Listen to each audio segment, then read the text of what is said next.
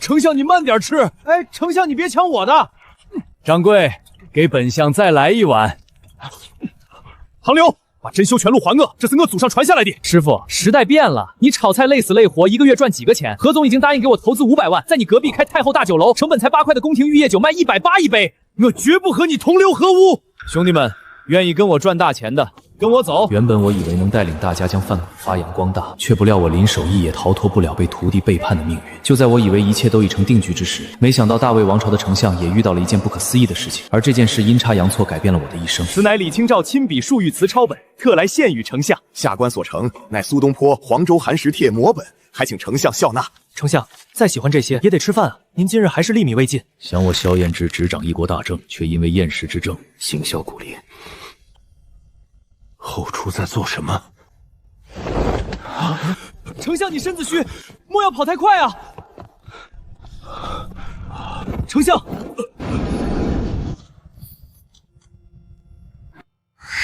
某人吃，我自己吃。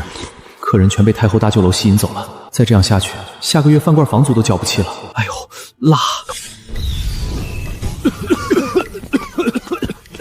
我的神呀！灶王爷县令嘞！我叫林守义，在被徒弟背叛，快要交不上房租之际，我的手艺饭馆竟连通古今，引来了无数权贵名流。更没想到的是，我的餐馆因此在网上走红，生意随之爆火，我从此走上了人生巅峰。我去，难道灶王爷都看不下去我的餐庄，决定先审了？灶王爷，你向来保佑我们厨子，我徒弟唐刘欺师灭宗，借我名号招摇撞骗，你一定要为我主持公道啊！什么灶王爷？这是我大魏丞相萧燕之，你是何人？这又是何地？丞相，我知道了，你们是唐刘派来捣乱的，他又想做啥？往我锅里下药还是砸我肠子？出去！这位掌柜，我们并非坏人，只是闻着香味到了此处。此处陈设奇异，光如白照，莫非是海外仙山？你们到底从哪个剧组跑出来的？说的我一句听不懂。我们就是闻着这个味道过来的。本官近来食不甘味，已多日未正进食，不知可否请掌柜替我再做一份这菜？你这么有眼光，看来不可能是唐嫖派来的。这辣椒炒肉可讲究着呢，必须用黑猪下五花，肥3瘦7。辣椒是渭南的县椒，辣的透亮，后味还带点回甜。下锅前，肉得用生抽、老姜末腌1刻钟，大火快炒10几秒就出锅，吃的就是个锅气。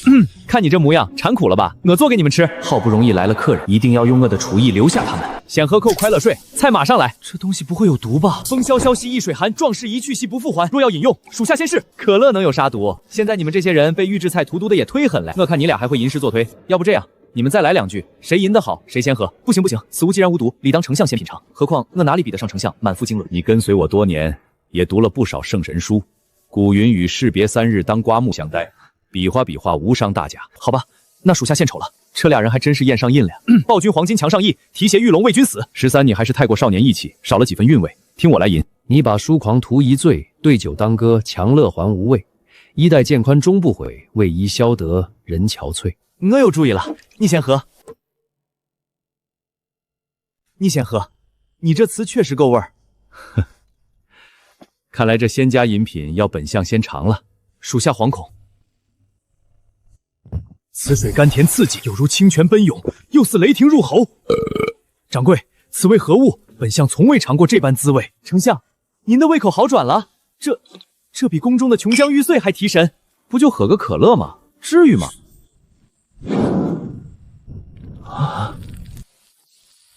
我最招牌的辣椒炒肉，吃吧。这菜会咬人。丞相，快吐出来。好吃，本相已记不得上一次觉得食物有滋味是何时了。丞相，您的厌食之症真的好了？不辣吗？辣得好，辣得痛快。这辣椒简直闻所未闻，本相执掌大魏多年，竟从没吃过。我说你们也太入戏了，这辣椒明朝就传入国内了，你们演的是哪朝人啊？这辣椒炒肉居然一下治好了丞相的病，难道真有那么美味？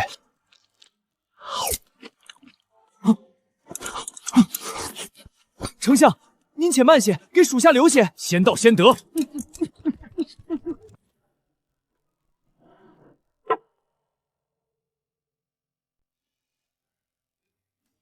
这俩人还真能吃啊！丞相，属下跟随您多年，从未见您吃得这样开怀。本仙位极人臣，天下美食唾手可得，却食不甘味多年。没想到在这奇异之地，竟找回了食欲。这么入戏，居然还在演，放到网上说不定能火。这里果然是仙界，此人被关在盒子里，还能动能言。朋友，这是电视，你连电视也没看过，这里面是影像，不是真人。掌柜，本相今日真长见识了。这些人是在比蹴鞠，这水平为何如此低劣？感觉握上我也行。是啊，自从高太尉退役，国足1000多年没换过劲儿来，吃海参都补不过来。这一刻，他灵魂附体，他不是一个人在战斗，他不是一个人。这为何还骂人？这可不是骂人，这是说球队打出了精气神儿。唉，又输了。今夜承掌柜款待，我与13却未携银钱，心中实在过意不去。可否借我笔墨，写一幅字，全当饭罪？也罢，反正饭馆要倒闭了，就当交朋友了。东坡诗源，人间有味是清欢，今夜方知此句真意。本相便以此诗答谢掌柜。掌柜的，我家丞相可是大魏草书第一人，你走运了。那操民多谢丞相了。这俩人还没出息，这演戏的毅力，以后做啥都会成功的。好字，好高超的书法。你不光演戏演得像古代人，这字写的也真够绝的。掌柜，今夜叨扰已久，我们也该告辞了。你们不会要从灶台再钻回去吧？想来应该如此。路上灰尘大，别熏着眼睛。这些零食带着路上吃。仙界果然处处是宝物，多谢掌柜。我的神啊！你们来真的？没事吧？人怎么忽然不见了？难道他说的都是真的？我这店真能通古经？萧胭脂，大魏朝丞相，大魏草书第一人。3个月前，帝都顶级拍卖行拍出一幅萧胭脂墨素，最终成交价3600万。我的亲娘啊，发大财嘞！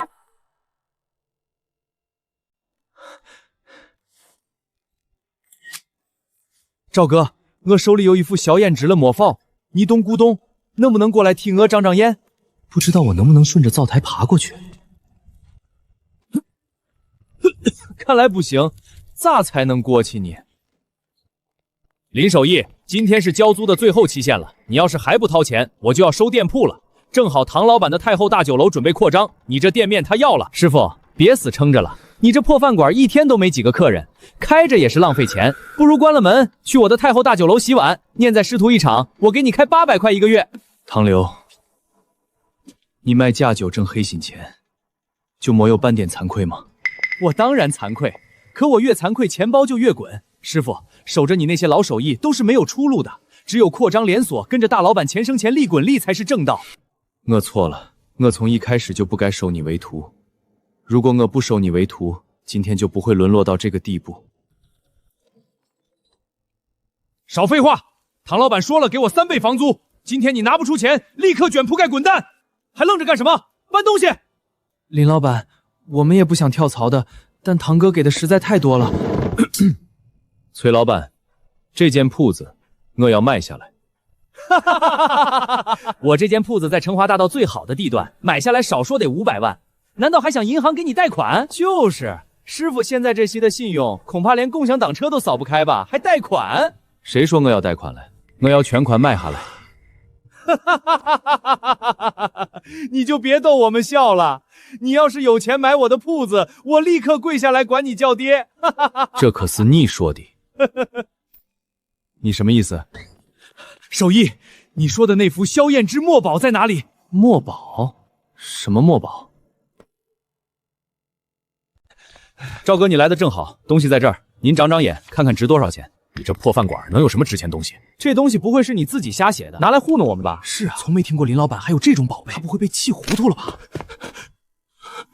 这是萧胭脂的真迹啊！大魏丞相裴彦之位极人臣，一手草书冠绝古今，被封为当世草圣。他的传世真迹，当世仅存2幅，这若是第3幅，什么？这怎么可能？你不会看错了吧？我经营古董几10年，就从没有看走过眼的时候。看来昨晚来的真是萧胭脂，得坑大运了。赵哥，这幅字值多少钱？这草书笔势磅礴，气吞山河，我甚至能够感觉到萧丞相就在这儿。这幅字少说也得5000万啊！5000万，这么大一笔钱，忽然就砸在这小子头上了。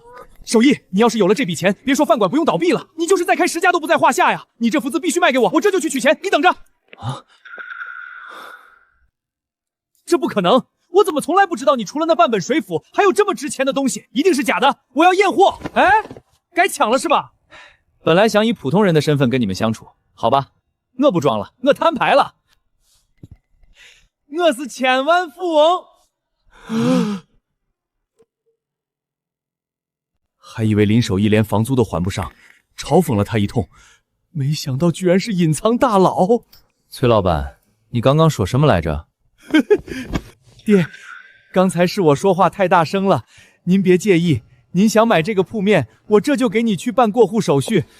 崔老板，你明明说过要转租给我的，我出的是3倍店租啊！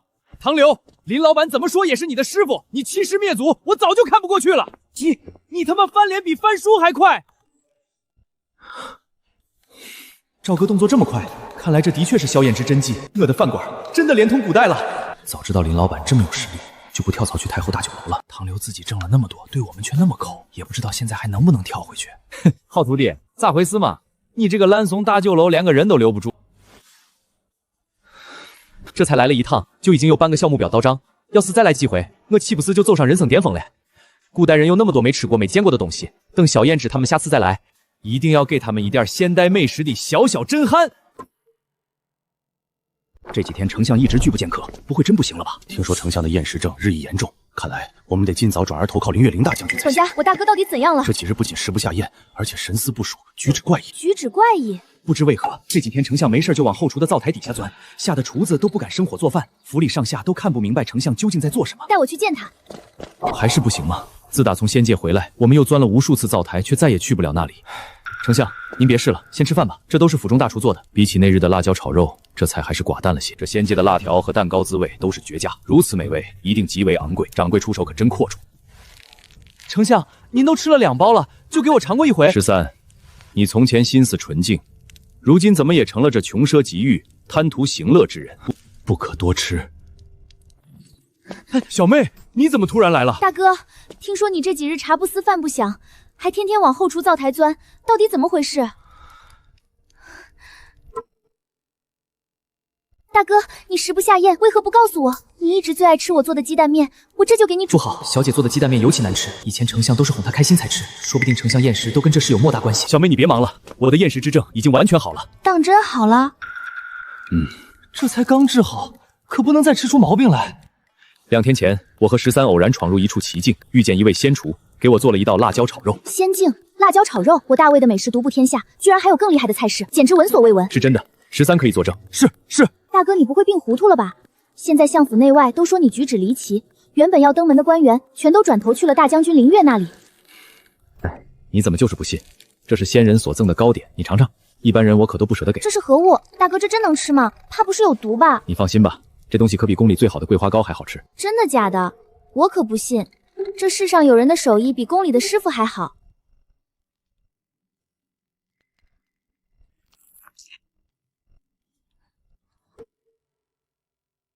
好，味道如何？不过如此。既然小姐觉得寻常，不如就让属下分担吧。我的东西凭什么给你？浪费了也是我的。大哥，你不会是哪里找来的糕点师傅，故意编故事骗我吧？哎，该怎么证明给你看呢？我试过几十回了，但这灶台的通道一直没打开。来了，掌柜那边又做好吃的了，快跟我来，马上你就知道我所言非虚。放小心一点，小心我店里的榆木桌子跟百年老楼梯。现在饭馆设备大升级，回头看我不把你们这些古代人想迷糊了。掌柜，终于又见到你了。这几日吃不上你做的菜，我实在是念得慌。丞相别来无恙。就是你把我大哥拐到此地，这到底是哪里？这女娃子咋说话呢？我还没嫌你们蹭我家灶台弄一地灰呢。这是舍妹萧青宁，素来爱钻研厨艺，心高气傲，连宫里御厨都敢挑毛病。掌柜，你今天可得好好给他露一手。放心，待会儿尝了我的菜，保准一个吃一个不吱声。我萧青宁掌勺相府小厨房，连陛下都夸过我的手艺。你这市井厨子也敢在我面前卖弄？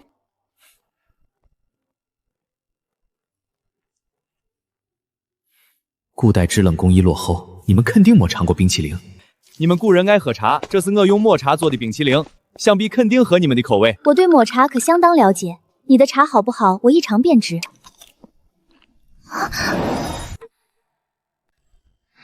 小妹，味道如何？冰凉醇香，入口即化，这是什么东西？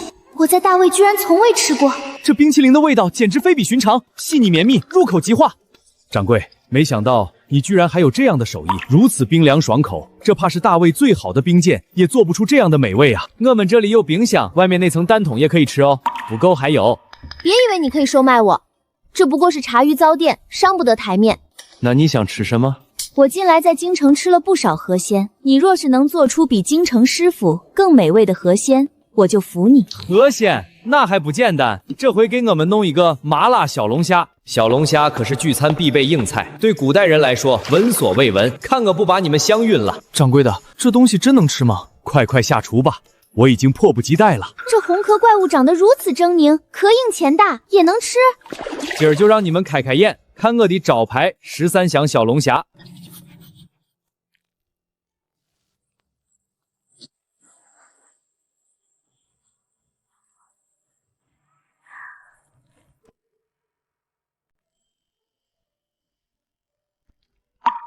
真是绝世美味，鲜的眉毛都要掉下来了。沾点醋，解辣还提鲜。这是什么河鲜？我在大卫从没吃过。小姐，你真不吃啊？不吃我可全扒拉走了啊！谁要吃这种奇奇怪怪的东西？看着就脏。好吃，尝一口。大哥难道还会骗你吗？这是什么味道？麻辣鲜香混着肉质的鲜甜，简直无与伦比。就说你们抵抗不了小龙虾吧。吃辣配冰皮，绝配！学着点，仰头喝。痛快！这酒比宫中御酿还爽口，够劲儿！小妹，你现在还觉得掌柜是浪得虚名吗？这道菜也就比我做的鸡蛋面强上半分。既然如此，那最后一只就给我吧。不行。自从认识掌柜，我的厌食症完全好了。我可半点看不出你有厌食症，这些全是你吃的。不叫大威侠都对不起你。你的厨艺确实在我之上，这就对了嘛。做人呢还是诚实。老板，你家也太会了吧，还请顾风演员驻唱，这哈服质感也太好了吧！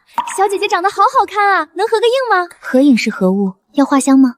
应当就是留个画像，无妨，配合便是。你们真是我的福星，一下把客人都招来了，我都好久没开张了。快坐快坐，想吃什么尽管点。你看，这说话劲儿也太像古人了吧！老板也太会整活了，这几个演员请得值，站那儿就有戏。本来还打算去隔壁太后大酒楼，看着还是这边更有意思。对啊，对面就吃个饭，这边还能看现场，拍出来发朋友圈都高级。哎呀，掌柜，这才来的匆忙，又没有带饭资。丞相，上次你吟史递饭钱效果就好，今儿人多，你们再吟几首，给我饭馆涨涨人气，再留福资，这顿饭就算结了。回头再送你们2罐可乐带走，咋样？还会吟诗，来一个！既然掌柜有此意，那我们就献丑了。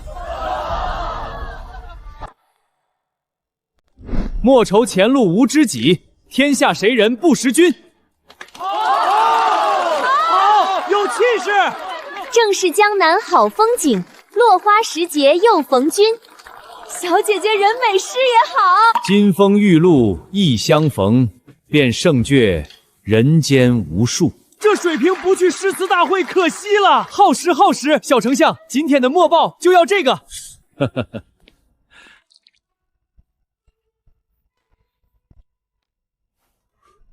哎呀，这书法居然这么好，这笔法跟我在博物馆看的古人真迹一模一样。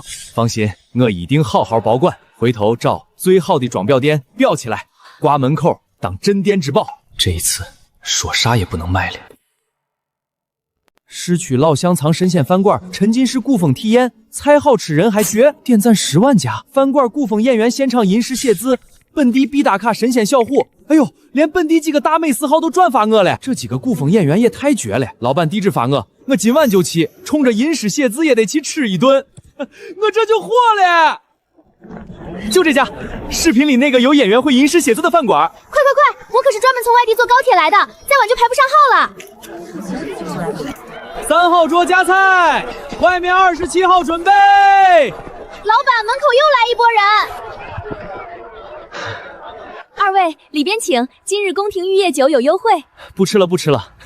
对面排队那个更热闹，快点走！小龙虾再晚就卖完了。怎么一股劣质酒精味儿？走走走，去对面吃小龙虾，这酒喝着都烧嗓子。早知道就不进来了，白耽误功夫。偷了林守义那半本真虚全谱，把菜都学全了，请的还是最好的大厨，怎么人还是跑去隔壁了？老板，咱们今天中午上座率还不到30%，客人全跑对面去了，说那边菜鲜还有意思，连咱们的老顾客张总今天都去对面排队了。他林守义除了会做菜还有什么本事？不就是找了几个演员装神弄鬼，能活几天？你给我去盯着，查清楚他到底在搞什么鬼，还有那几个演员是什么来路，我就不信他没把柄。将军文武双全，这比例嚼劲有力，可比前朝华圣。是啊，在我眼中，将军可比萧丞相精明强干得多。如今因为厌食之症缠绵并创，连朝都上不了，独揽大权这么多年，该让贤了。将军您战功赫赫，又是皇亲国亲，这权柄非您莫属。我等敬将军一杯，祝将军早日入主中出。敬将军，哈哈哈哈哈哈！萧丞相只是身体告怨，本将不过是替陛下分忧罢了。将军，属下打探到，萧丞相近日不仅饮食正常，一顿能吃3大碗饭，还一天往后厨跑3趟，精神头比没病的时候还足，半点病态都没有。什么？不可能！太医院院判亲口说他撑不过半年，怎么可能突然好全了？继续查，盯紧他的后厨，他见了什么人，说了什么话，都要报给本将。这个萧衍之总跟我作对，我得亲自想办法混进去看看，他究竟在搞什么鬼名堂。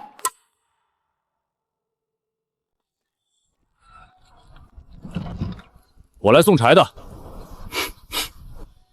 动作快点，送完赶紧走。还是不行，看来今天钻不过去。可昨日那小龙虾的滋味，至今让我难以忘怀啊！丞相，咱们都试了8回了，要不先去吃饭？御膳房今天送了鹿肉来，没有口。比起小龙虾，鹿肉也寡淡。好你个萧衍之，果然在厨房修了暗道，天天神神秘秘跟里面的人私会，指不定在密谋什么。萧衍之，你私修密道，勾结外人，意欲何为？凌月，你敢私闯相府？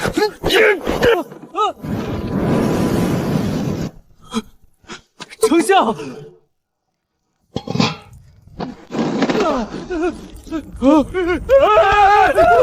的神啊，这是咋了嘛？好啊，萧衍之，这就是你的密道，勾结妖人，意图不轨。凌月，你跟踪朝廷命官，私闯相府，该当何罪？你天天躲在厨房搞鬼，结党营私，本将军当然要查。哎呀呀呀，有话好好说，别舞刀弄枪嘞！咋换我的锅碗瓢盆你配啊？丞相你也是，带朋友来也不提前打个招呼，招呼你一个大胃王，我的食材都不够用，更别说带别人了。大胃王，好你个萧衍之，你都自称大胃王了，你果然想谋反自立，私修密道就是为了勾结外党，你就是他勾结的同党。说你们密谋多久了？仨大胃王，我说他能吃，大胃王吃饭的胃，一顿能吃3碗饭的大胃王。凌月，你听见了，是大胃王，不是大胃王。你这脑子天天想着谋反，想多了吧？这是吃饭的地方，胡言乱语，这哪里有半点饭馆的样子？这就是你没见识了。此乃仙家地界，怎么可能跟寻常饭馆一样？掌柜的手艺简直超凡入圣，你没吃是不会懂的。什么仙家地界？我看就是你找来的戏班子。就这破小店的菜，能有多好吃？本将在边关连雄心豹子胆都吃过，还用得着来这地方？行，我今儿就让你见识见识啥叫真正的美味。你敢不敢跟我打赌？要是不好吃，我给你磕3个头，叫你一声将军大爷；要是好吃，你跟我道歉，说你眼光不行。本将军可没有兴趣跟你们胡闹。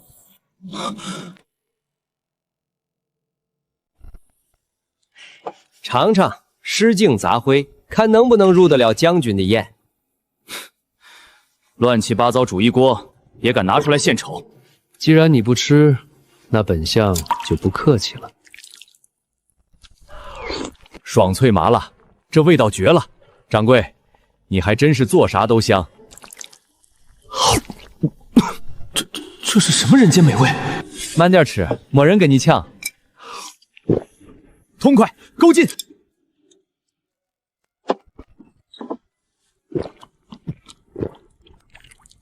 凌月，你身为大将军，跟本相抢一块肉，传出去怕人笑话。战场上兵不厌诈，饭桌上也一样。也就比军中伙夫做的强上一点，没什么稀奇的。这么嘴硬也没见你少吃。林将军，今日的饭资可得你来付。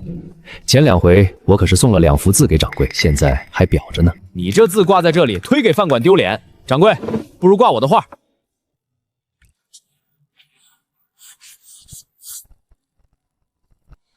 小胭脂的字值钱，这花恐怕也不遑多让啊！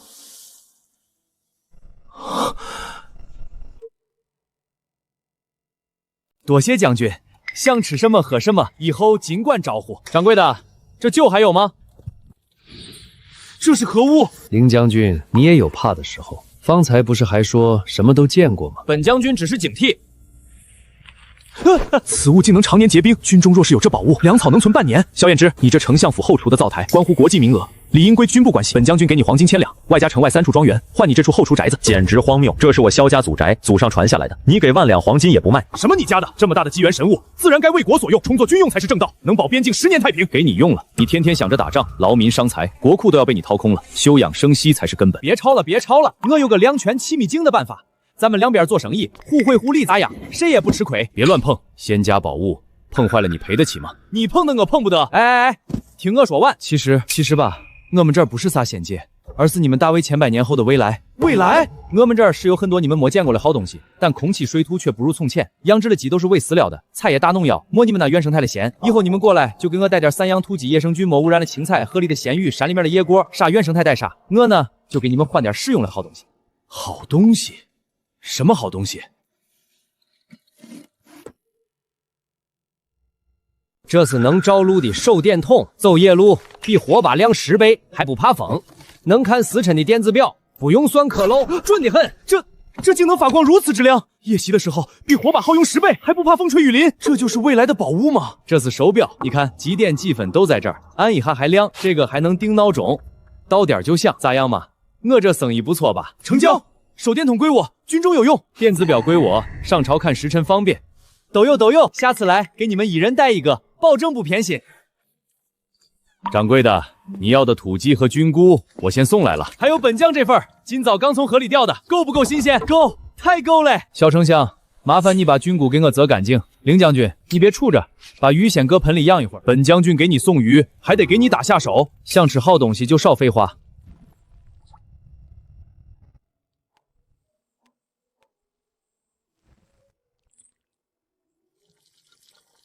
谁家炖鸡呢？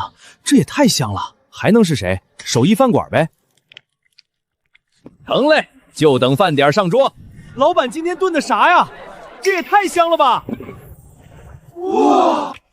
老板，你这鸡哪儿买的？跟我小时候农村吃的散母鸡一个味儿，太香了。老板，能不能办储值卡？我以后要天天来。哎，要办，你这糖喝一口就惦记。老板，先给我办1000的，我先来的，先办我。这可是其他饭馆绝对没有的食材，靠着小盐城和凌月投喂，我的饭馆很快就要扬名立挂了。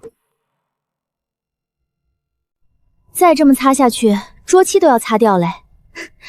一中午就进来2桌，这个月奖金怕是又没了。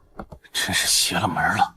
我花了那么多钱，养了那么多人，怎么反而是林守义的生意越来越好？老板，查清楚了，林守义每天早上都从后厨搬出新鲜土鸡和野菜，没见供货商送货，也没见他去菜市场，不知道从哪儿弄来的。外头市场都没见过这种货，鲜得离谱。算了，还是去对面吧，那边鸡汤香的太邪乎了。花一样的钱，当然吃新鲜的。查不到来路，行，那我就给他换了。我倒要看看没了好食材，他还怎么嚣张。你今晚半夜从后门摸进去，把他后厨的新鲜土鸡换成咱们冷库冻的臭品，再找2个徒儿，明天中午去吃饭，吃完就说肚子疼。老板，这要是被发现了，怕什么？他的食材来路不明，他敢怎么样？等他店黄了，咱们就把他的店盘下来，到时候整个街都是咱们的。那几个古装演员也挖过来，给咱们当招牌。老板，要不还是从长计议。是，老板。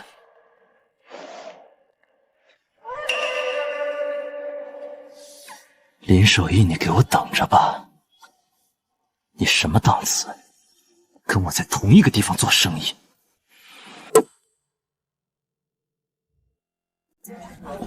哟，二位又来了，今儿，哎呦，我肚子好疼。我也是，恶心，想吐。哎，有人晕了，快打120！肚子！老板，嘎看，你过来，你家才网红店，我们吃完都干净，吃坏好多人，还网红店呢，全是营销。不可能，我做的时候明明好好的。我们不信，我们要验货。原来只有上面一层是好的，你实际用的都是这种坏东西。不对，这不是我的货。掌柜的，发生什么事了？一定是唐刘，你个挨钱刀的，一个厨子不看菜谱，看上兵法了，敢跟我玩偷天换日这一套。网红店翻车了吧？我就说嘛，吹得那么神，肯定有问题。营销货终于翻车了，还以为多干净，结果全是烂食材。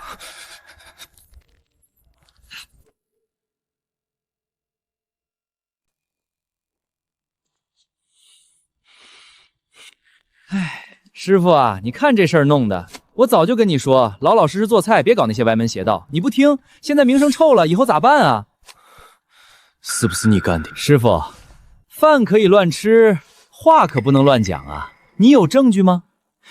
没有证据，可不能污蔑人。我看你啊，不如把店盘给我，老老实实去我那儿后厨洗碗，比你在这儿硬撑着强。你那几个古装演员，要是没地方去，也可以介绍到我那儿去，我给开高价。你滚！我就是饿死，也不会让你得逞，把你的脚从我店里拿出去。内治。哟，这俩演员还在呢，都什么时候了还演？给谁看啊？你说什么？你想干什么？我告诉你，别动手啊！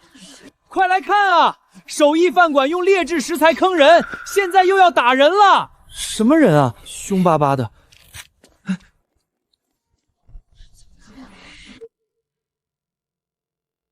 唐刘偷了我半本崔谱，现在又转头坑害我，真是逆徒啊！市井小人竟用如此卑劣的下毒手段败坏他人名声，实属商贾之耻。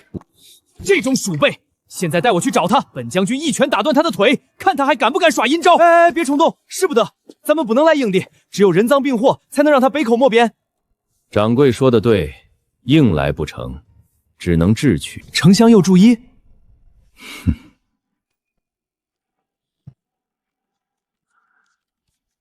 对付这种小人，还用得着计策？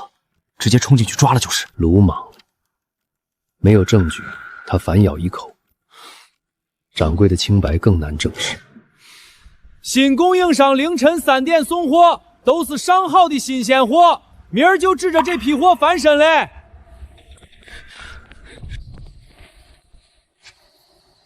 快点，换完就走。你小声点，别把人惊醒了。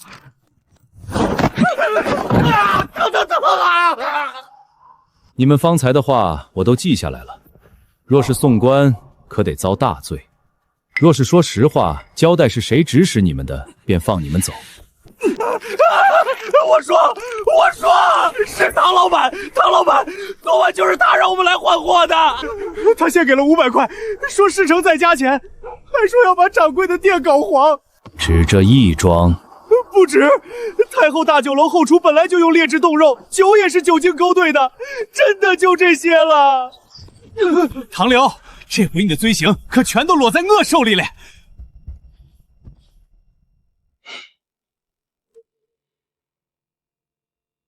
林守义，考虑好后路没有？到底来不来我那儿洗盘子？你还是担心自己吧。你的伙计啥都说了，我已经举报了你，你诬陷坑害我。还有在太后大酒楼卖假酒、用劣质食材的事，都藏不住了。你胡说八道，我看你是死到临头还嘴硬。唐刘，唐先生吗？我们接到举报，现在需要对你的饭店进行进一步搜查。林守义，你玩真的？这就叫不做亏心事，不怕鬼敲门。把这些登记全部封存。各位，你们听我解释。我宣布，太后大酒楼停业整改3个月，赔偿所有受害客人的医药费和损失费，罚款50万。什么？太后大酒楼被封，这唐刘也太黑心了吧！居然一直用劣质食材和假酒，亏我之前还帮他说话。呸！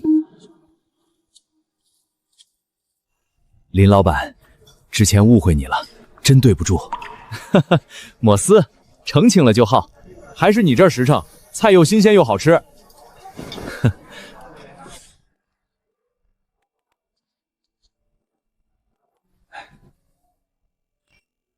这次多亏了你们俩，我敬你们一杯。要是没你们，我这店估就黄了。掌柜客气了，你我都是朋友。林守义，算你狠，你别得意，下次咱们奏着瞧。我等着，有本事咱们比厨艺，别搞那些歪门邪道的，丢人。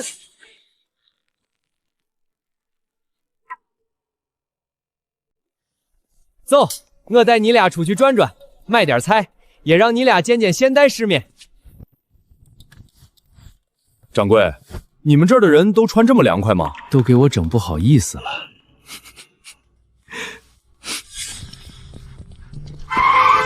这铁盒子跑这么快，是何物？竟比千里马还快！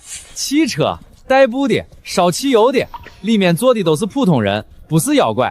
这盒子竟能自己出钱，是聚宝盆？啥聚宝盆？那是人家自己存的钱，插卡就能取。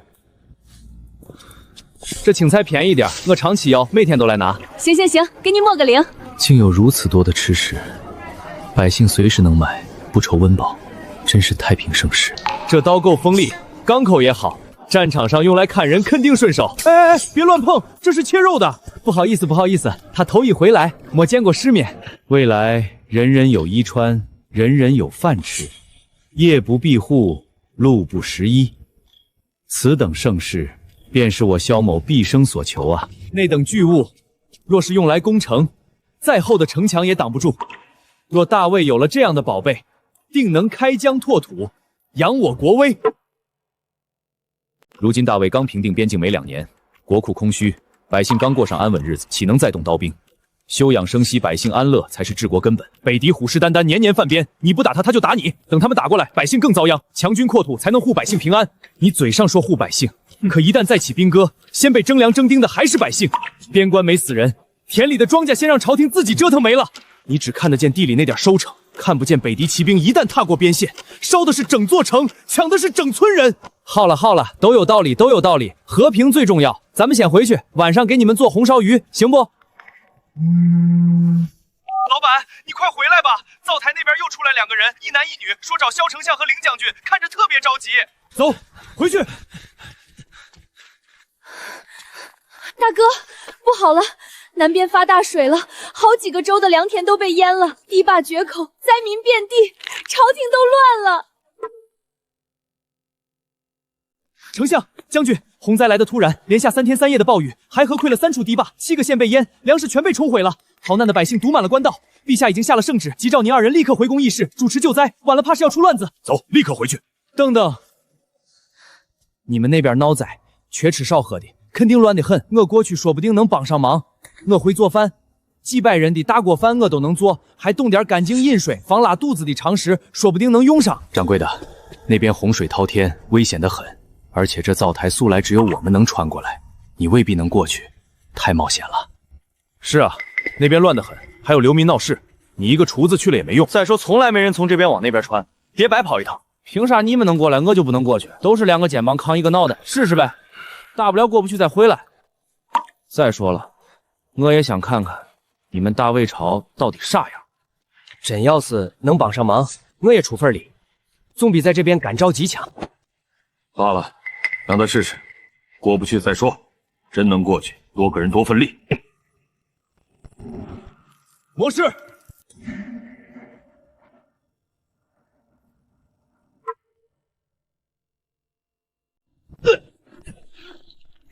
我的个神啊！这穿越咋每次都跟钻烟囱似的？啊！掌柜的，这便是大魏朝丞相府的后厨了，没摔着吧？别磨蹭了，城外灾民都快堵到城门了，先去安置点。晚一步，怕要出哄抢的乱子。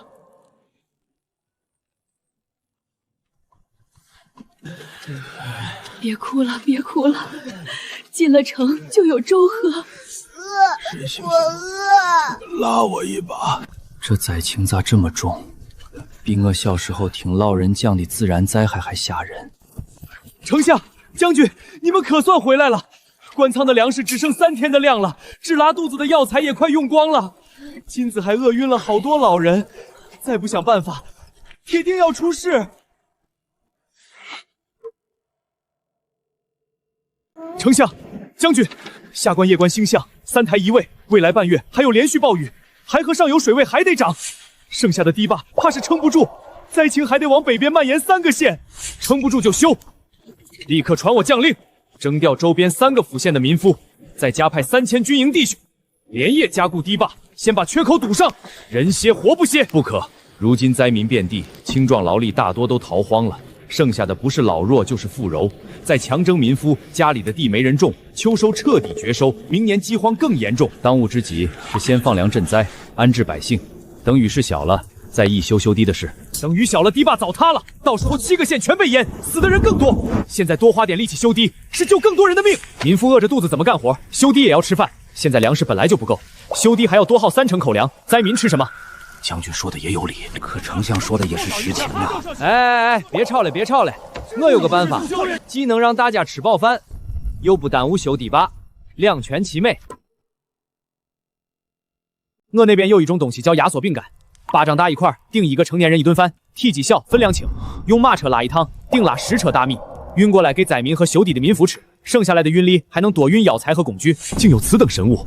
若真如此，粮食运率的难题就全解了。要是真这么顶饿，修堤的民夫揣在怀里就能吃，不用生火做饭，每天能多干2个时辰的活，堵缺口的速度能快1倍。就是得花钱，虽然我也有点积蓄，但毕竟要大批量采购，也不知多少钱才是个够，得拿你们这边的古董、玉器、字画啥的回我那边卖了换钱。13，回相府库房取东西。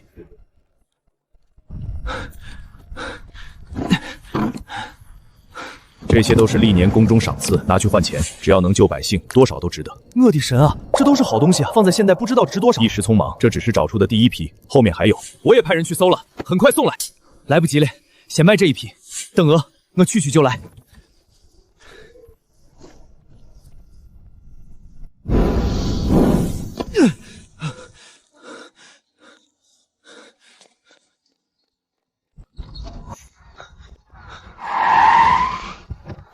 师傅，顾完姐，快！保稳了啊，别把东西磕坏了。手艺，你这又是从哪儿弄来的？这品相，这年头市面上根本见不着。赵哥，别问那么多，能出多少？820万全款，下次有货优先找我。订10万块压缩饼干，特意要椒盐、芝麻2种咸口。甜口不要，古代人不一定吃得惯。行，今晚就排单，盐也多加点，得补体力。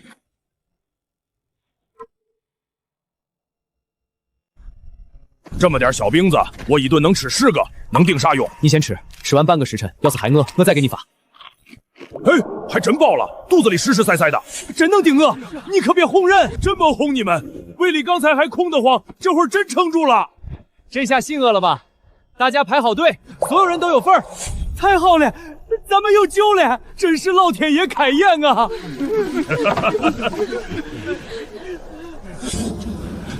这玩意儿咋比牛还难使唤？手别僵，车头抬半寸，拐弯顺着走。对，就这样。这冰袋不用冰窖存，还能反复用，简直是神物！好东西，这比牛车还好用。林掌柜。你这可是救了大吉了！莫斯，救人才是最要紧的。看见大家好起来，我这心里也才舒坦嘞。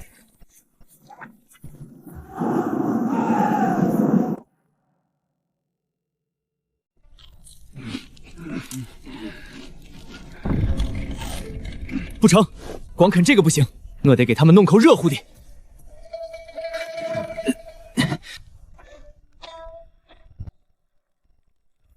排队都有份儿，热菜管够，1人1勺，不够再添。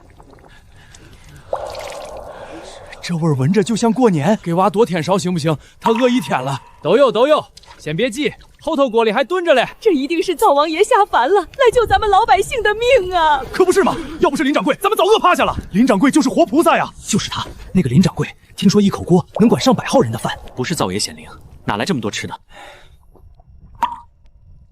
给灶王爷留的。啥灶王爷啊？我就是个做饭的。这帮老百姓也太能说了。对吃不上饭的百姓而言，能让他们吃上热乎饱饭，你就是活菩萨。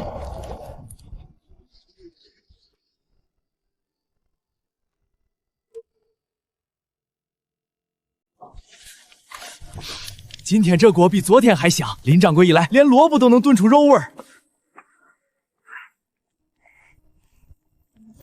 喂，你这烩菜能不能教教我？咋，萧大小姐不嫌弃我这市井厨子上不得台面了？我就是看你一个人忙不过来，灾民太多了。我学2手，能多开一个灶，多救几个人。好，好，好，我教你。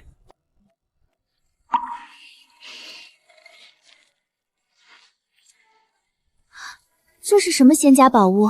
就是个止血的胶布。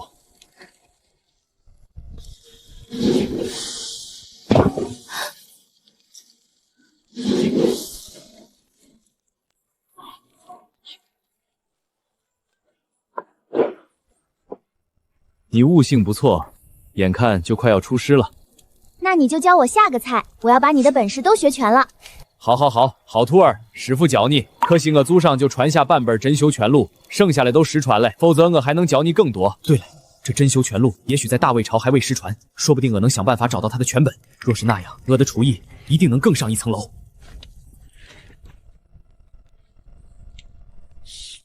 谢谢姑娘，谢谢姑娘，娃今天总算吃上热乎的了。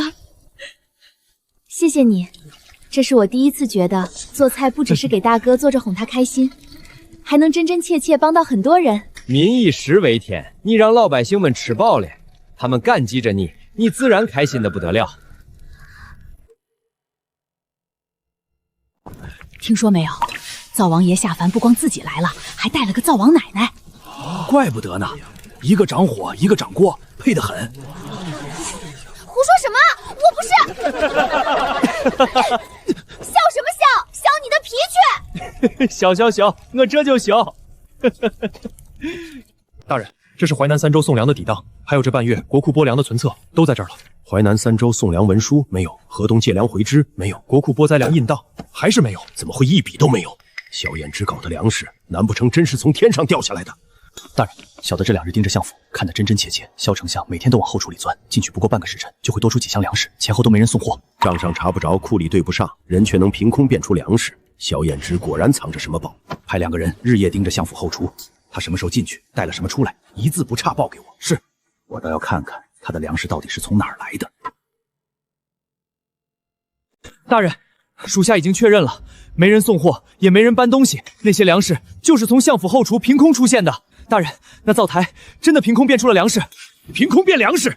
那灶台是个仙家宝物啊！要是能把这宝物弄到手里，以后还愁没有钱粮，还愁斗不过萧衍之。便叫御史上奏，咬死萧衍之私藏奇物，中饱私囊，再借查案的名后封了相府后厨，把灶台攥到我手里。臣弹劾丞相萧衍之私藏奇物，暗蓄粮草，账目不明，已有中饱私囊，收买用心之嫌。丞相，既然你说粮食是征集而来赈灾所用，为何户部账上没有半分记录？此事说来话长，但我绝无任何私心。莫不是你私自囤积，意图收买人心？王侍郎说的有理，萧丞相，此事疑点重重，末将奉陛下旨意，得好好查查。既然如此，凌月，此事由你全权彻查，查封相关处所，不得有误。是，陛下。从今日起，赈灾粮草暂由军部接管，相府后厨即刻查封，待查清真相再做定夺。这回丞相算是被他抓到把柄，看来大将军要借题发挥，打压政敌了。我倒是把凌月给忘了，他一直跟萧衍之有矛盾，我何不借他之手除掉萧衍之？凌月，你敢封我相府后厨，你这是挟私报复。公事公办，陛下有旨，末将不敢徇私。萧丞相还是好好想想怎么向陛下解释，你的粮食到底从哪儿来吧。明明什么都知道。那边再加3车土，木桩给本将钉身了，谁敢偷懒，军法处置。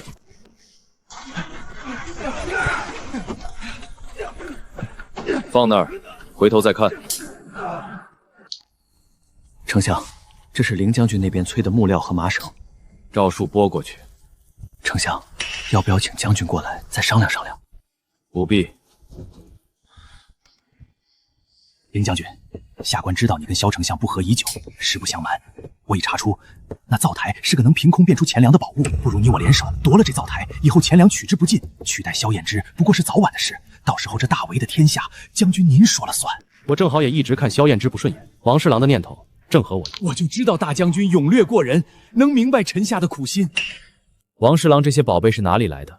难不成是贪墨来的？哈哈哈！这世道若是不贪，岂不跟那些穷苦百姓一样要饿死街头了？赈灾的时候你也敢贪？赈灾的时候才更好贪，物资层层发放，有的是动手脚的空间。我在朝中人脉众多，轻轻松松便能将这些财富揽入囊中。将军若是喜欢，以后我可以给您送来更多财宝。你为什么非找我合作，而不是直接去找萧燕之？将军说笑了，下官只佩服将军您这样的英雄。萧燕之那个文弱书生不配占着这等宝物，只要将军点头，下官今晚就安排人手潜入相府，把那灶台控制住。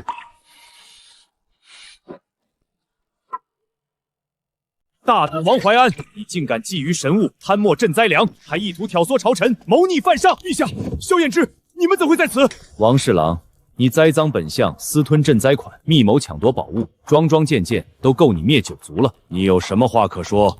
陛下饶命啊！陛下，你们是故意演戏给我看？不然你怎么肯自己跳出来？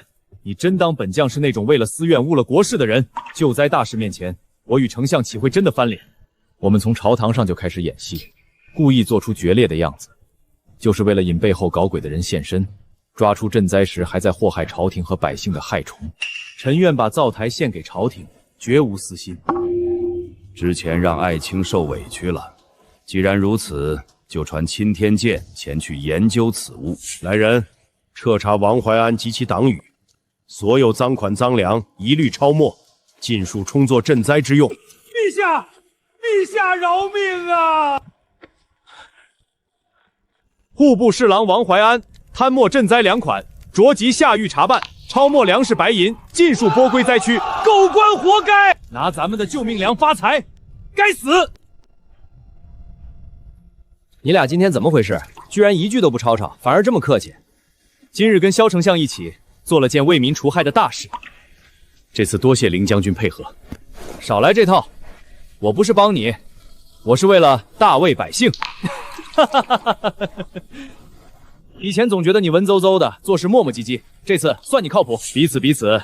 以前觉得你只会打打杀杀，一肚子莽夫想法，如今看来也不是全无脑子。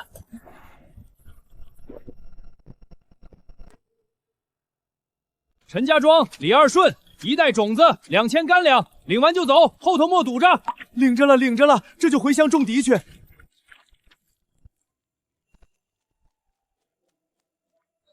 丞相、将军，河堤最后一段木桩，今早全钉实了，雨也停了。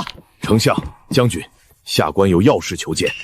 这半个月，下官反复推演星象，测算地气，发现灶台的2阶通道有异常。什么异常？说清楚。这通道本是天地机缘巧合而生，有违天道常理。我们这般频繁使用，每日穿梭往返，运送大量物资，已经耗损了通道的灵气。照如今的使用频率，短则半年，长则1年，通道灵气就会彻底耗尽，到时候2界再无往来，灶台就是普通的灶台了。这么说来，咱们以后很可能就去不了林掌柜那里，就没有办法修补或者留住他。天道不可逆，能有这段机缘已是天大的福气，强行留住只会引来更大的灾祸。此事绝对保密，先不要告诉林掌柜，他一心救灾做菜，别让他分心。我知道了，就是可惜了。以后可能吃不到掌柜的菜了。你说，通道真断了，以后会不会没人记得这事？总得留点什么，就算通道断了，这段缘分也得有个痕迹，不能跟没发生过一样。留啥？筑个顶埋灶台底下？太扎眼了，不急，还有时间。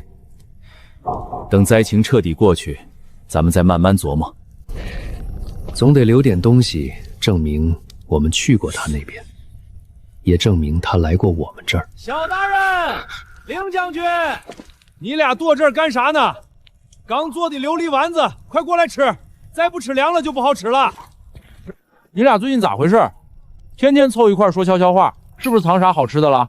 哪能啊，聊朝堂上的事儿，你不懂。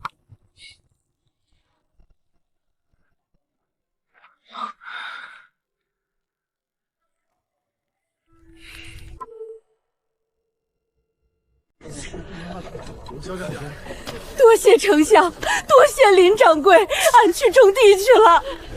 安置点马上就要撤了，大部分灾民都领了种子和粮食，返乡种田去了。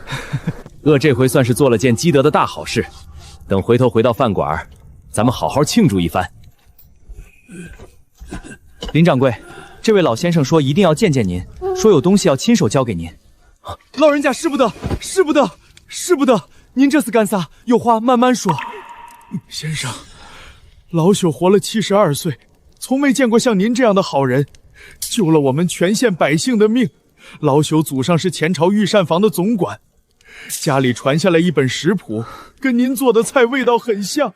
老朽儿子孙子都在洪水里没了，留着这书也没用，交给您这样的好厨子，才能把这些菜传下去，不辜负祖上的心意。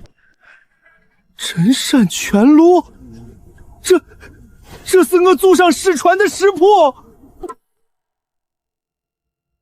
师傅，怎么回事？老远就听见你咋咋呼呼。我家传那本《镇回全录》，从前只有上半本，热菜缺了一半，汤品点心更是几乎全没了，很多菜只有名字没有做法。而这本是完完整整的全本，从冷菜、热菜到汤品点心、蜜饯果脯，一共300多道菜式，用料、火候、熬汤的方子写得清清楚楚。你看，这是我以前的食谱，这简直一模一样。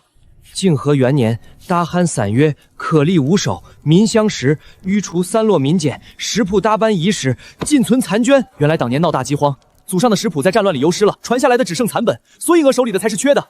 我这次穿越过来救灾，救了这一方百姓，机缘巧合之下，反倒从御厨后人手里得到了完整的全本。兜兜转转，竟是自己亲手补上了家传食谱的缺口。看来这就是缘分。你救了大魏的百姓，百姓便把完整的食谱还给你。一饮一破，皆是天定。我的亲娘啊，祖上传了好几代了残本，居然在我手里补全了。回去我爹要是知道，非得高兴的喝2斤白酒不可。先试这个8宝葫芦鸭，再试那个百花攒盒。我这回回去，肯定得把招牌重新写一遍。这下回去一试新菜，生意肯定更红火。来，货别烧太猛，先看我这一手。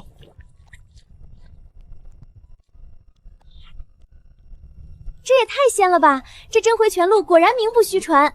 以前觉得你就是个娇生惯养的大小姐，没想到学起做菜来还挺能吃苦。那是本姑娘天赋好。等你走了，我就在相府开个小灶，以后大哥的饭我包了。南边刚送来的消息，返乡百姓都领着种子回村了，河堤这2日也守得稳稳的。成，那我也该回县带了。掌柜的明日便走，今晚这一席算是给你送行。痛快！这辣劲儿够爽，这菜真够劲儿，比军中的下酒菜强多了。你上回不是还嫌辣吗？那是上回，这回本将习惯了。以后通道还通着，我就常过来，给你们带好吃的，教你们做新菜。下次来给你们带火锅，边煮边吃，那才叫香。到时候你可别食言。那我们可记下了。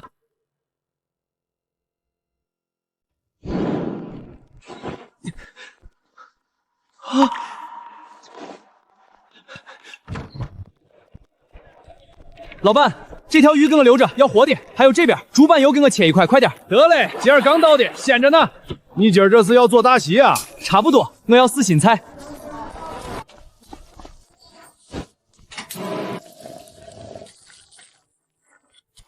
哇！老板，你这手艺简直绝了，比以前还好吃10倍，这味儿跟皇宫里的菜似的。老板居然出新菜了，还全都是没听过的新鲜玩意儿。我要点木胆鱼片，这听着就好吃。今日新菜尝鲜，机不可失。哇！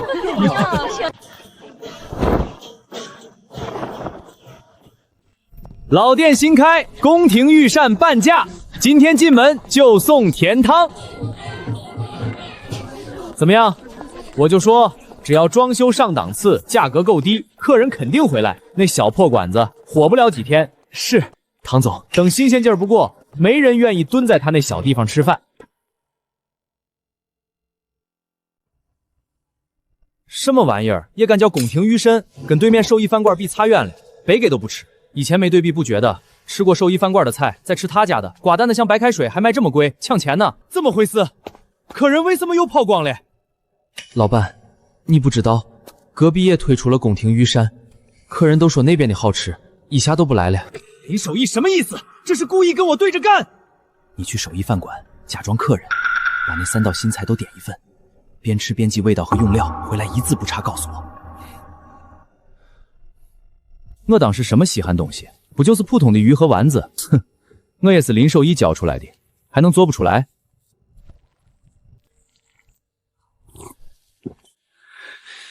居然一个也做不出！好你个林守义，当年教我的时候果然藏私了。关键的火候、调料配比，半字都没提过，合着从来就没把我当正经徒弟，就防着我呢。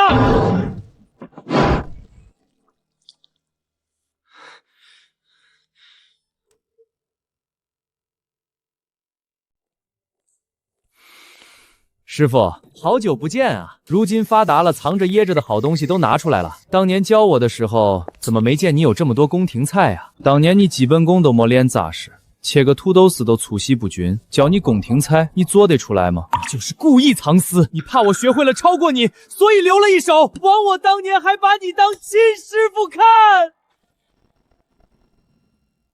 林掌柜，上次那个毛血旺再给我做一份，嘴里淡出鸟了。萧燕之那家伙磨叽，玩点道。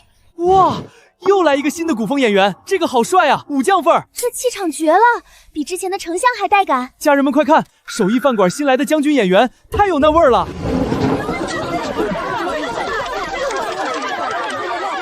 我说你们，掌柜的，这什么情况？将军莫慌，他们总是觉得你帅。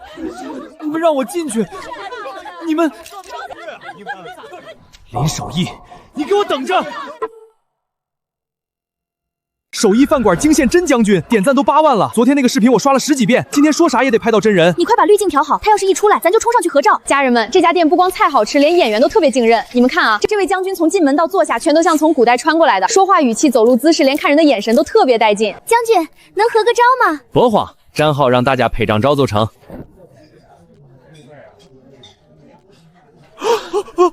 太帅了！丞相也来了。丞相来的正好，我正想让凌将军一展画技，不如你俩一起给大伙露一手。就他那书法，也配跟我的画相提并论。看来将军还是不服，那就切磋切磋。家人们，你们自己看，这俩站一块简直绝了！磕到了，磕到了！求他俩再同跑5分钟，这对丞相将军也太好磕了。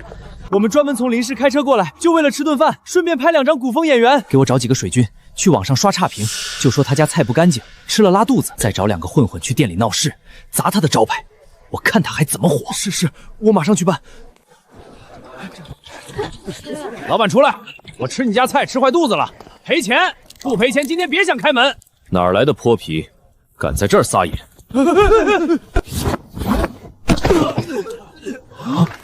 太帅了！家人们快看，将军演员竟然真会功夫，太厉害了！2个废物，闹不成事就算了，还给他添热度。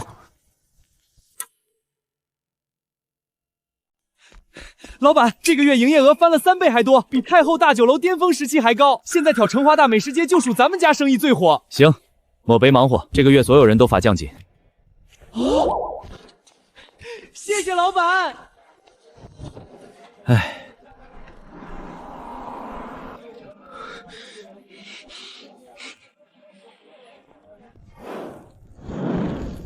下次我带点山里的野山脊、獐子肉过来，你给做做。行啊，下次给你们做火锅，边煮边吃，配着冰可乐，绝了。老板，再来一份毛血旺，小龙虾也加2斤。晓得嘞，催啥催都有。你看，还是这边痛快。吃饭都比朝堂热闹，至少这儿没人弹劾你抢最后一块肉。你俩少贫，真想吃火锅，下回记得把野山鸡带来，这味道倒是别致。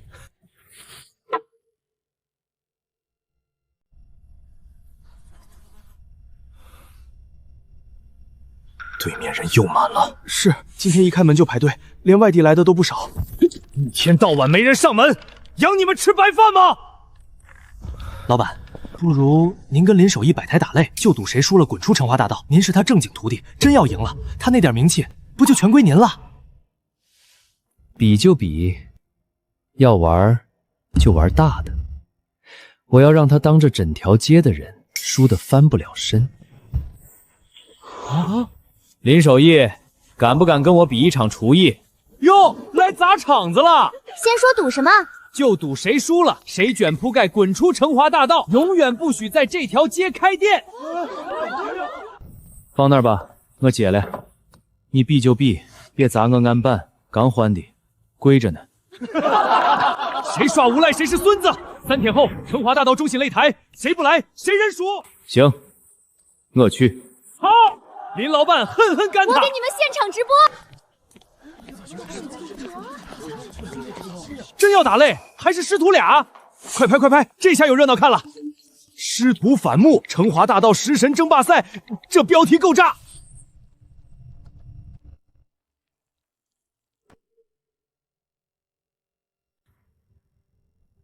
唐老板，头再抬一点，眼神凶一点。对，就是那种宗师的感觉。百年古法御厨，唯一正宗传人。这句放开头，再把食神争霸顶上本地热搜，您看可以吗？再吹大点，我要让全市都知道，真正有传承的人是我，不是林守义。对，就是这个感觉，烟雾再给足一点。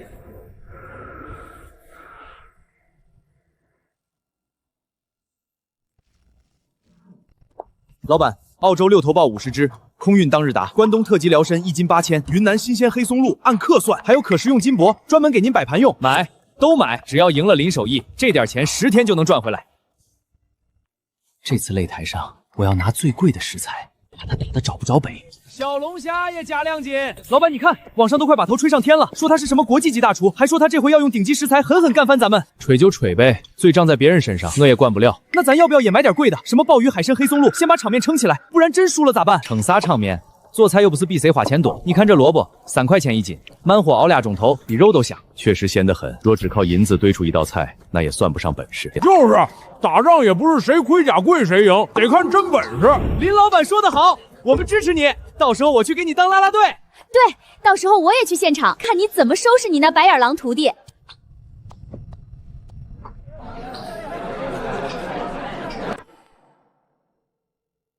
造势造了3天，心里还是不踏实。当年我只偷到半本残卷，就能开启太后大酒楼。林守义最近上的新菜，应该是从完整的《甄须全录》里翻出来的。我要是拿到全本，赢他还不是易如反掌？偷，必须把全本食谱偷过来。你是在手艺饭馆兼职对吧？帮我拍一本食谱，定金2万，事成再给1万。要是让老板知道你暑假打工2月才赚几千，这钱够你交学费了。就看一眼，又不是偷东西，不会被发现。你拍完就走，谁知道是你干的？行，我帮你，这就对了。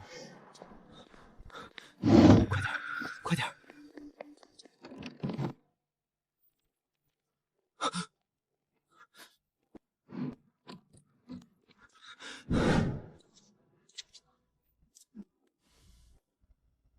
有人动过食谱。老板，那个新来的大学生刚辞职走了，我总觉得不对劲儿。8成就4，他是唐刘派来偷食谱的。那咋办？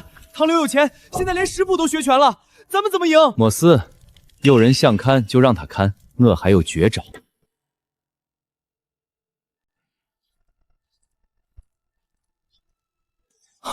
山海8金盏，鲍鱼、海参、鱼翅、鹿筋、松露等8样山珍海味，用老汤慢炖，金盏盛放，雕花盘盘。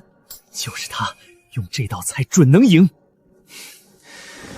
林守义啊，林守义，你的底牌都到我手里了，我看你拿什么跟我斗？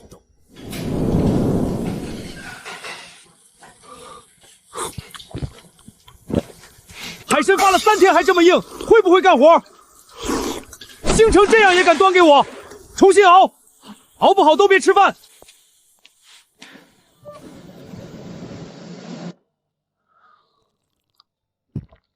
林守义做梦都做不出来，有了全本食谱，他林守义算个屁！掌柜，这是南边灾区百姓补种的头茬白菜，就收了这么点儿，大家特意挑了最好的送来，谢谢林掌柜当初救命之恩。甜，真甜，就用这个篦塞，就用白菜。我听说唐刘那边又是鲍鱼又是海参，你这清汤白菜能赢吗？哼，好吃不在贵贱，人心都是肉长的，谁的菜暖心，谁就能赢。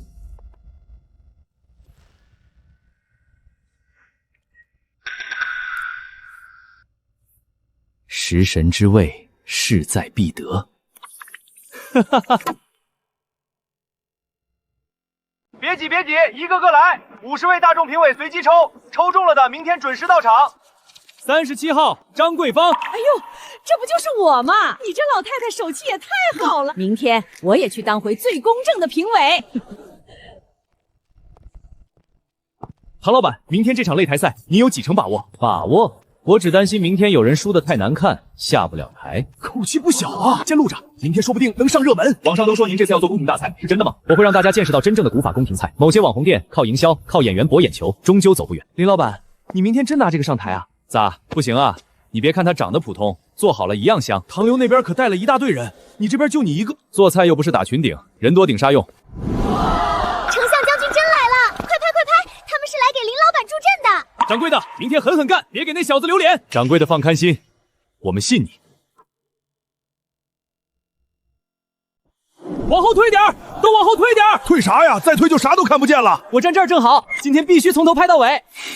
比赛时长1个半小时，各做一道主打菜品，50位大众评委现场投票，票数高的获胜，输的一方永久退出成华大道餐饮行业。预备了啊！你看人家这阵仗，一看就专业，怪不得敢下战书，真像那么回事。都看清楚了，这才叫做菜。掌柜的，你这也太稳了吧！小林啊，快点，时间快到了，别磨叽。对呀，他那边都快摆盘了。吉萨，浩堂得慢慢来。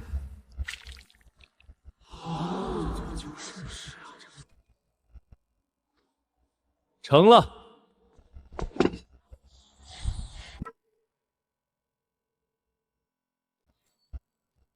先请各位大众评委品尝唐老板的山海八珍斩。这也太漂亮了吧，跟艺术品似的，光闻着就鲜。鲜，真鲜，鲍鱼海参的味儿全炖进去了。这口汤一下肚，满嘴都是贵气。是鲜，可有点腻，喝一口就顶得慌。我也觉得齁，后味发重。这道菜出自我祖传的真宣全录，是古法宫廷菜，今天第一次公开亮相，感谢大家认可。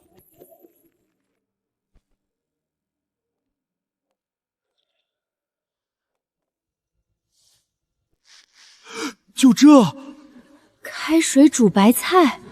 林老板，比赛呢你就拿这个糊弄大家，怎么？是不是食谱丢了，没菜可做了？要不我借你几样食材？你先让大家尝，这看着也太淡了。是啊，这能有味吗？我先尝尝，小林的手艺我信得过。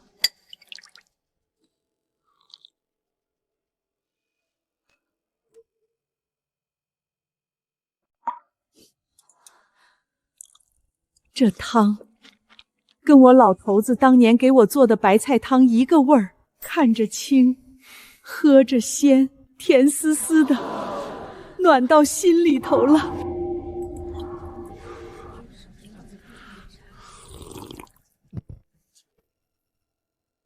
我去，真绝了！看着像白开水，咋这么鲜？这白菜心嫩的跟豆腐似的，入口就化了。刚才那八珍蘸，喝一口是香，可喝完嘴里发苦发腻。这个不一样，越喝越舒服，这才是真功夫啊！最简单的食材做出最好的味道，吃着像家里做的，暖心踏实。怎么回事？不就是煮白菜吗？能有多好吃？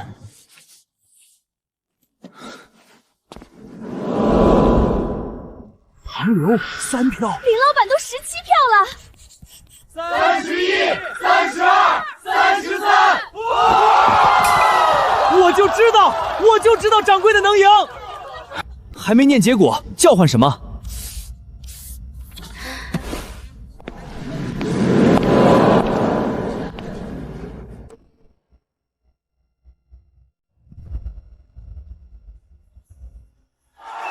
我宣布，第1届成华大道食神争霸赛最终获胜者手艺饭馆林手艺。掌柜的赢了，俺说了，他肯定赢。不可能，绝对不可能！我用的是顶级食材，我做的是真宣全录里的古法御膳，你们懂不懂吃？你们这些评委肯定收了他的好处。输不起啊，这是。刚才赢的时候不是挺神气吗？我唐刘才是食神，我才是正统。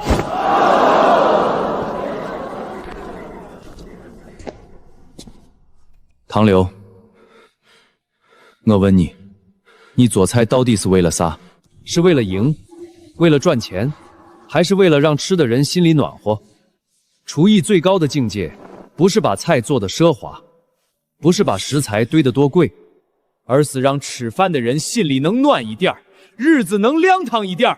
你就算偷走食谱，用最顶级的食材，可你心里想的只有名声和利益。你做出来的菜没有烟火气，也没有人情味，老百姓的嘴最刁，也最实在。谁的菜暖心，他们就认谁。说得好！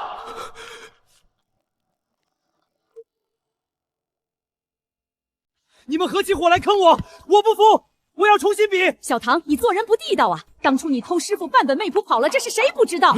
还有你那假酒，拿酒精兑了卖，坑人坑到街坊头上。前阵子还偷偷换手艺饭馆的食材，输了还有脸叫。劝赌服输，输不起就别比，滚出成华大道！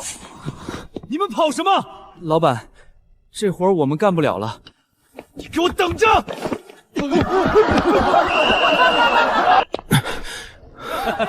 小林好样的，给咱成华大道长脸了！小林，你今天可给咱们整条街整脸了！掌柜的一番话，胜读10年熟。俺也服了，还是你会收拾人。今天这一场比打胜仗都痛快。都别光顾着夸我，进店里坐。今天高兴，我给大家加2个菜。林老板大气！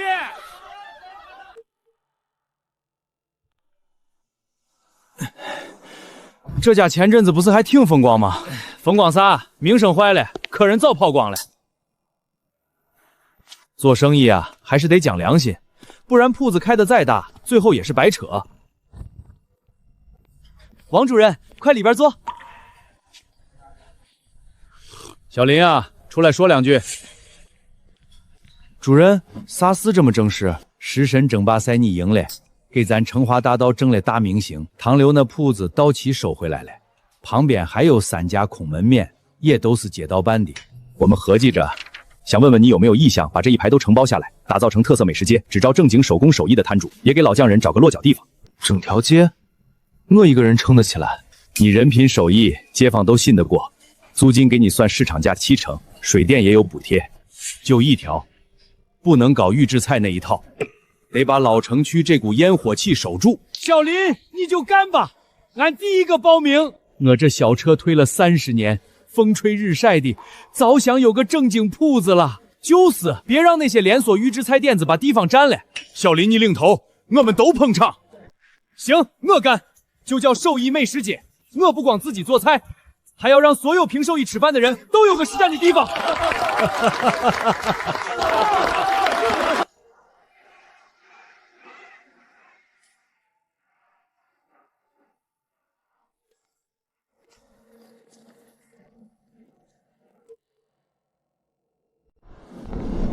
手工现做，禁用预制菜。嘿，这条规矩立得硬，就该这么干，不然哪还叫美食街？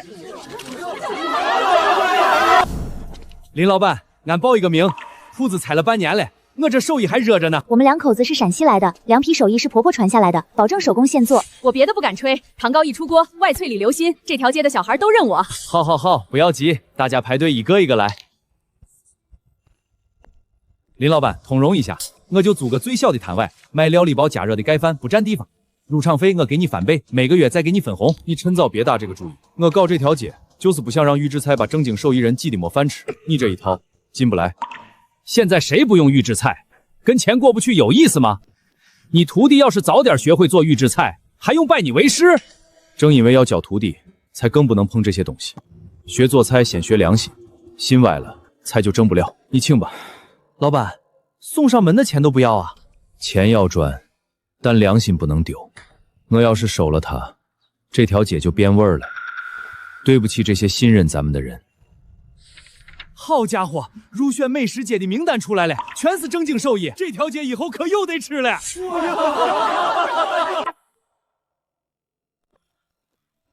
都静一静，听林老板说2句。我没啥文化，也不会说漂亮话，就一句话：来这条街的都是正经手艺人，现做现卖，干净实惠。以后大家来吃饭，要是发现大家偷工减料用预制菜糊弄人，你来找我林手艺，我给你赔礼道歉，还请你吃1个月的饭。有你这句话，俺就放心吃了，这才叫真老板。快，我要那个加肉的。这里不用银子，用这个。这薄纸片真能买肉。后头那俩到你们了，要肥的还是瘦的？问你们呢，肥的还是瘦的？半肥半瘦也成。咋，又让一个肉夹馍难住了？尝尝，栗叔的手艺不比你们御膳亭差。好吃，比军中干粮强100倍。掌柜的这格局，比好多朝廷官员都大。来来来，刚出锅的热乎来了，里边坐。林老板您好，我是市电视台手艺人栏目组编导姓周，我们想给您做一期传统手艺人的专题纪录片。上电视，我不行，我嘴笨，不会说话。上了电视给咱厨子丢人。不用您背台词，就拍您平时做菜、教徒弟、逛农市场，最后简单问几个问题就行。主要是想让更多年轻人知道，还有人在认认真真做菜，老手艺没丢。老板，这可是电视台啊！林老板，您就正常做菜，当我们不存在。老板，平时你可没这么慌。谁慌了呀？我这是展示电锅的技术。林掌柜，上次说的火锅啥时候安排？萧炎之磨磨唧唧处理公文，俺就先溜过来了。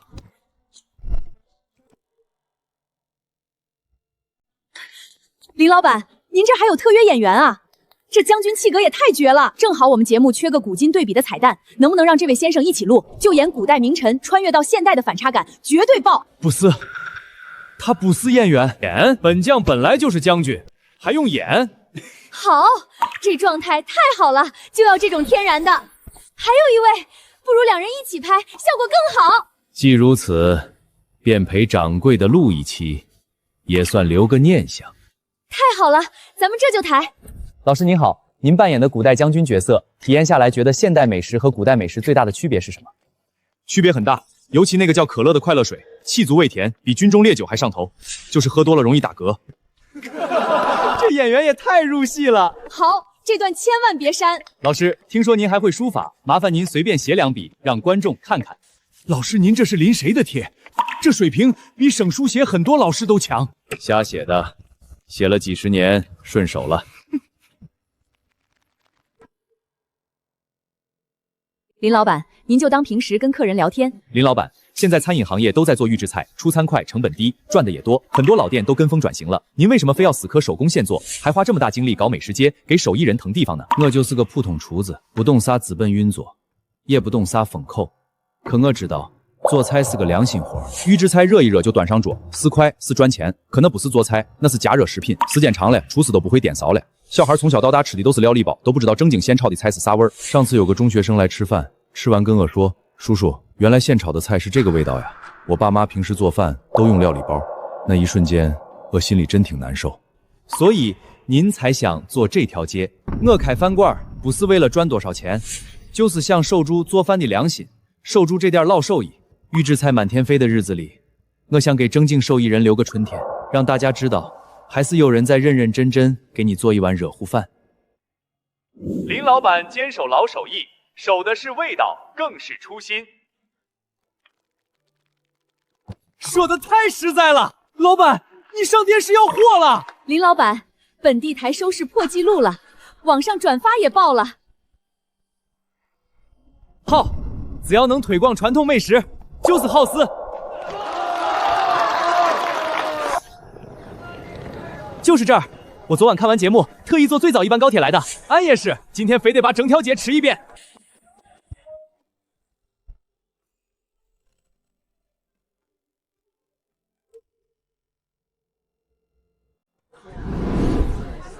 林老板，我刚毕业，不想坐办公室，想学真手艺。我干了5年预制菜厨师，锅都快不会颠了，想回来学正经炒菜。老板，俺家孩子就爱做饭，您看能不能收下？师傅，我肯吃苦。别急，别挤了，都别急，一个个来。想学可以，先考研3天，过关了再说。学做菜先学做人，人品不行，手艺再好也没用。别看了，都动起来！今天先把后厨和街面收拾利索再说。我是来学厨艺的，不是来当杂工的。哼！师傅还没发话，俺也不能偷懒。菜是给人吃的，脏一点都不行。基本功都做不好，哪有脸说自己会做菜？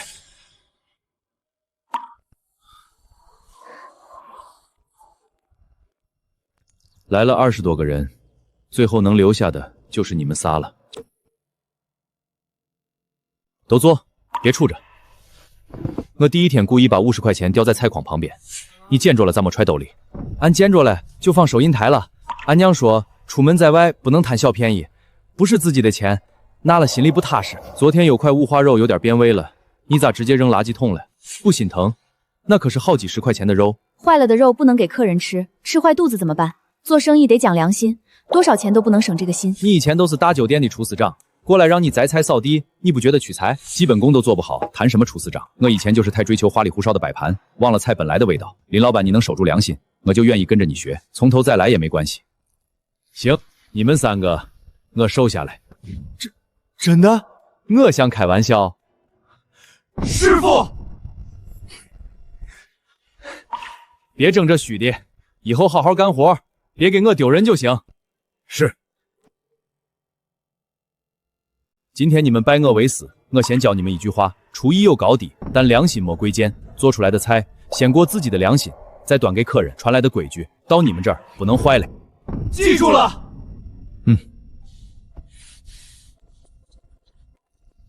丸子别死，勺子得活，火上来时手跟着走。师傅，俺再来一遍。老木脊1只，火腿2片，干贝7、8粒。刀别往下剁，顺着送，丝才整齐。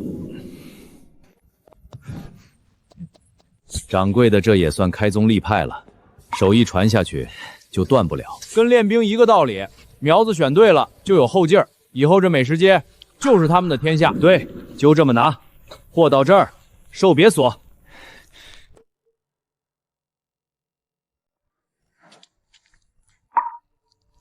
这道菜看着简单，做起来可真讲究。老人牙口弱，鸡片要嫩，汤也得清，不能重口。你手真巧，这味道跟我年轻时候我娘做的一模一样。你喜欢就常来，我天天在这儿。老有所养，幼有所教，路不拾遗，夜不闭户。以前读古籍里的盛世，总觉得是奢望，如今亲眼见了，才知道真有这样的日子。大威要是也能这样，我就算没白当这个丞相。你能做到的。这玩意儿也太厉害了！小伙子，你看了半天了，要不上来试试？慢点推，别太猛。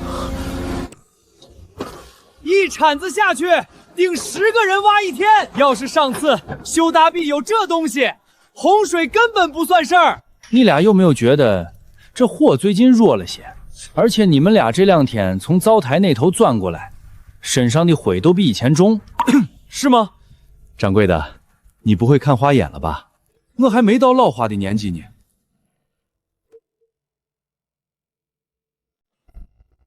什么东西？动静这么大，是铁兽？啥铁兽？地铁拉人的，比马车快10倍，安全的很。朝发夕至，日行千里。古人说缩地成寸，也不过如此吧。这玩意儿还真比战马省事儿。他咋还会自己报地名？机器播的，做过铺了，他也会提醒你。若换在大魏，驿站传信全靠人马奔走，而这里连赶路都想被安排得井井有条。咋了？要是大魏百姓也能随时买到这么多粮食，就再不会有饥荒。这铁器打造的也太规整了，钢口还好。要是军中也有这手艺，兵器能锋利3成，伤亡都能少1半。这里的人连柴米油盐都如此充足。那是，在这里想吃啥基本都能买到。看啥呢？再看天都黑了。今天过来的时候，我在通道里卡了一下，石壁都塌了几块，比以前难走多了。这蓝光比我们第一次来的时候暗了不止1半。钦天监说的没错，通道耗损的比预想还快，估计也就这2、3天了。以后通道真就这么断了，再也来不了了。我还有好多东西没见识呢，还有好多菜没吃呢。还有林掌柜，以后也见不着了。天道如此，强求不得。能有这段缘分，能见到这般盛世，已经是万幸了。该跟掌柜说的说一声了，总不能突然消失，让他摸不着头脑，还以为我们不告而别。这阵子相处下来，还真有点舍不得掌柜，人实诚，菜做得好，还帮了大卫这么大忙。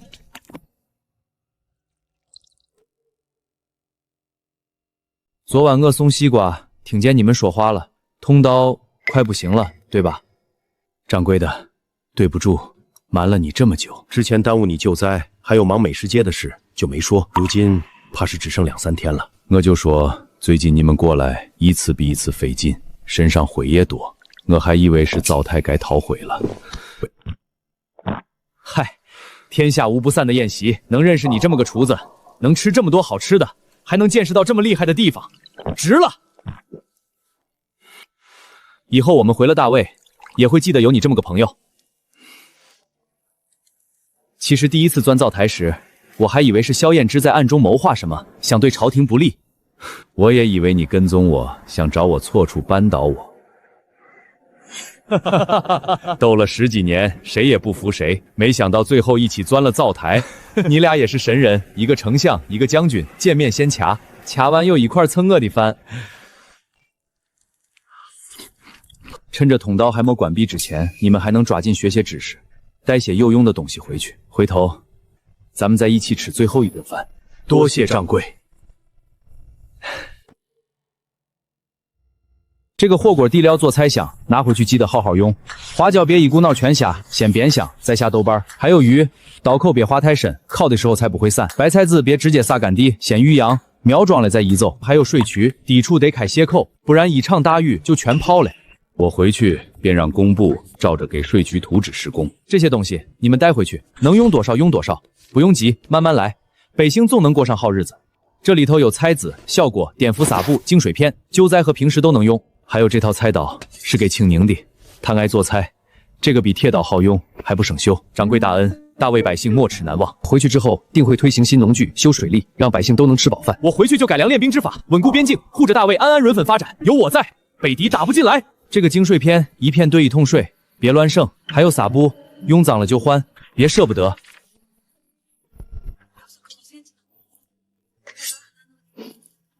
掌柜，你放心，你交代的这些，我会一样一样盯着落实下去。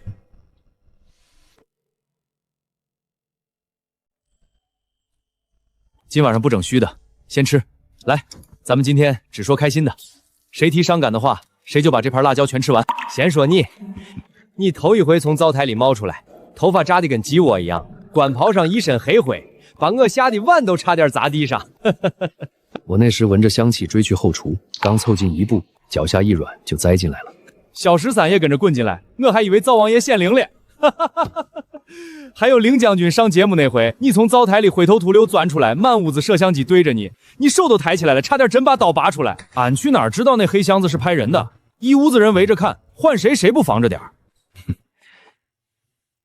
后来主持人问他现代美食和古代美食有什么区别，他答得比朝堂奏对还认真。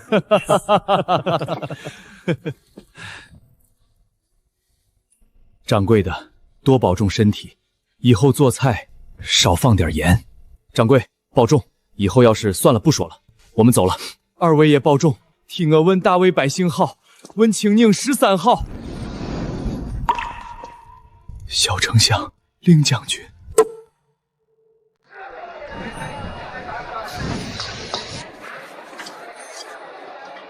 石头这手艺真有点林老板的意思了。您爱吃明儿再来，给您多拌点花生碎。火候对了，盐再加一点。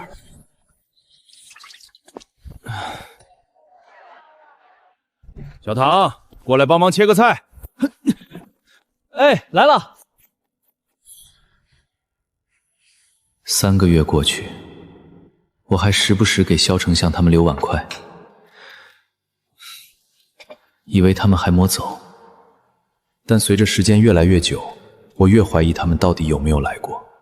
说不定从头到尾都是我自己的一场梦。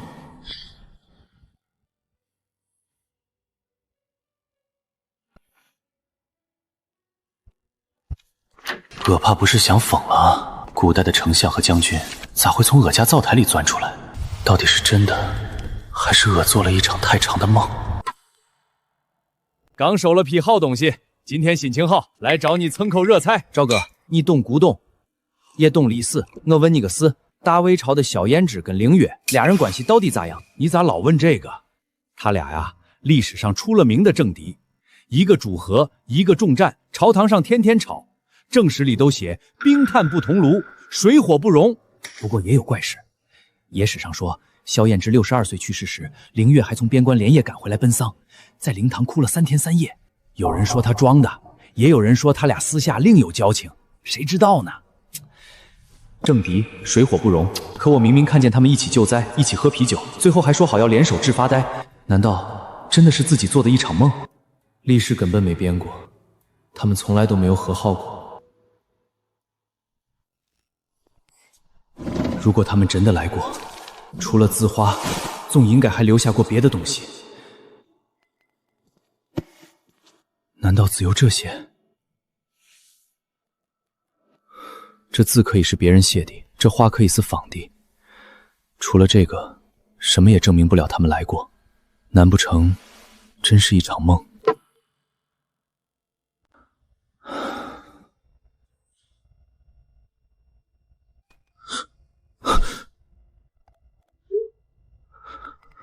我们现在位于萧燕之丞相府的后厨遗址，刚刚在灶台正下方发现了一个密封木罐，里面的东西非常令人震惊。根据初步判断，这幅字应出自大魏朝丞相萧燕之之手，内容是“人间有味是清欢”。另一幅则很可能是凌月的《猎奇图》。根据史书记载，萧燕之与凌月是水火不容的政敌，但两人的作品却被郑刚和塞在灶台之下，这足以推翻前的结论。我们有理由推测，两人绝非单纯政敌，很可能是政见不同，私交交甚深地找到。反转了，这俩根本不是纯政敌吧？千年政敌，电视剧还离谱。等等，旁边还有东西，这是现代玻璃。大魏朝根本没有这种吹造技术，怎么会出现在古代地层的灶台底下？古代哪来的啤酒瓶？等等，不会真有穿越者吧？这玩意儿要是实锤，历史书得重写。这是凌月第一次在店里合救，可坏的瓶子。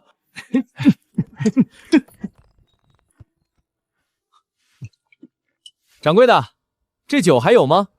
不是梦，这些东西是他们留在灶台里给我看的，都是真的。老萧是真的，老凌是真的，灶台的通道也是真的。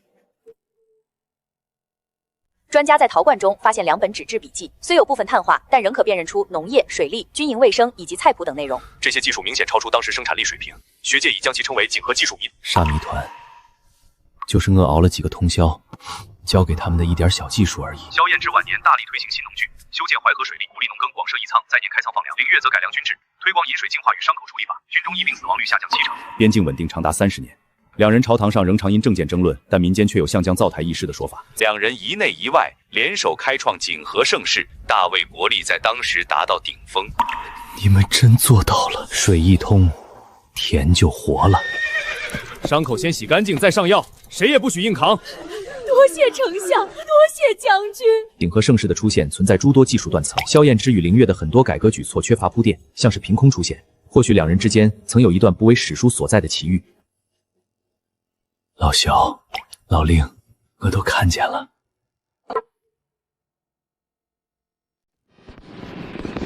师傅，新年快乐！祝您身体健康，厨艺越来越好。明年咱这条街肯定更红火。小唐来了！美食街的老板林守义作为表率，守住手艺，守住良心。师傅，以前是我不对。我现在好好学，从头再来，以后做个正经厨子。老小、老凌，过年嘞！我这边都挺好的，美食节红火，徒弟们也争气，没丢咱们厨子的脸。你们那边呢？盛世太平，百姓安乐，你们肯定也都好吧？守义，许久不见，兄弟，这杯我敬你。你们俩又来了，千年之计，有你们足矣。但愿人长久，千里共婵娟。